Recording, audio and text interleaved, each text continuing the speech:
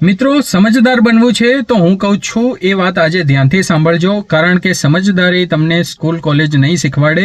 સમજદારી તમને જીવન શીખવશે. સમજદારી મિત્રો એ નથી કે તમારી પાસે વધારે પડતું નોલેજ છે, તમે વધારે પડતા વેલ એજ્યુકેટેડ થઈ ગયા છો, વધારે પડતા તમારી પાસે પૈસા આવી ગયા તો તમે સમજદાર છો, એવું નથી. સમજદારી એટલે મિત્રો ક્યારે શું બોલવું, કેવી રીતે બોલવું, કેવા માણસોની વચ્ચે બોલવું, કેટલા શબ્દો બોલવા, કેટલા ન બોલવા, ક્યારે ચૂપ થઈ જવું, ક્યારે કોની વાતમાં તમારે રિએક્ટ કરવું, રિએક્ટ ન કરવું, એ બધી સમજદારી છે. હું ઘણા વ્યક્તિઓને જોઉં છું કે લોકો દરેક પાછળ પોતાની એનર્જી વેસ્ટ કરતા હોય છે. દેખો, લડાઈ લડવાની દરેક જગ્યાએ નથી હોતી. રિયલ એક્ઝામ્પલ સાથે સમજીએ કે એક વ્યક્તિ તમારી ઇન્સલ્ટ કરે છે તો બે રસ્તા તમારી પાસે હોય છે. એક તો એને તરત જવાબ આપી દેવો અથવા ત્યાંથી થોડા ચૂપ થઈને દૂર થઈ જવું. સમજદાર વ્યક્તિ શું કરે છે, ત્યાંથી દૂર જાય છે અને વિચારે છે કે આને જવાબ આપવાથી મને શું મળશે, અને ત્યારે એ રિએક્ટ નથી કરતો. ચૂપ થઈને વિચારવાથી જો તમને એ જવાબ મળે કે આ વ્યક્તિને મારે જવાબ આપવાથી મને કશું નથી મળતું અથવા મારો કશો જ ફાયદો નથી, તો ત્યાંથી ચૂપ થઈને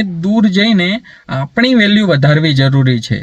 કારણ કે એની સાથે ડિસ્કશન કરી અને તમારી વેલ્યુ તમે બીજાના આગળ ઓછી કરો છો. આ વસ્તુ સમજદાર વ્યક્તિમાં તમે ખાસ જોતા હશો. એ લોકો ઓછું બોલે છે પણ સાચું બોલે છે, કેમ કે એ પાછળથી પોતાની જાતને રિગ્રેટ કરવા નથી માનતા. એ લોકો દરેક લોકોને ઇમ્પ્રેસ કરવાની કોશિશ નથી કરતા. ત્રીજી વાત એ છે કે એ લોકો શાંતિને પ્રાયોરિટી આપે છે. વાત મિત્રો હંમેશા યાદ રાખજો કે તમે જેટલા સારા છો એટલી દુનિયા સારી નથી. દરેક જગ્યાએ સારા બનવાની કોશિશ ન કરો. રિસ્પેક્ટ આપવી જરૂરી છે, પણ પોતાની સેલ્ફ રિસ્પેક્ટને ધ્યાનમાં રાખીને. સમજદાર વ્યક્તિ એ નથી જે બધાને હરાવી નાખે છે અને પોતે એક એવું સ્થાન લઈ લે છે જેમાં લોકો એમ સમજે છે કે આને પાવર આવી ગયો. સમજદાર વ્યક્તિ એ છે કે પોતે પોતાની જાતને ગમે તેવી પરિસ્થિતિમાં ક્યારે ગુમાવતો નથી. જો તમે પણ સમજદારી ભર્યા સ્ટેપ લેતા થઈ જશો તો તમારી લાઈફ એકદમ સરળ બની જશે. મિત્રો, આટલું શીખી જશો તો તમારી લાઈફ એક સમજદારી પૂર્વક સારી રીતે ચાલશે. વિડીયો પસંદ આવ્યો તો લાઈક કરી નાખો, ચેનલને સબસ્ક્રાઇબ કરી નાખો. જીવન જીવવાની મજા આવશે.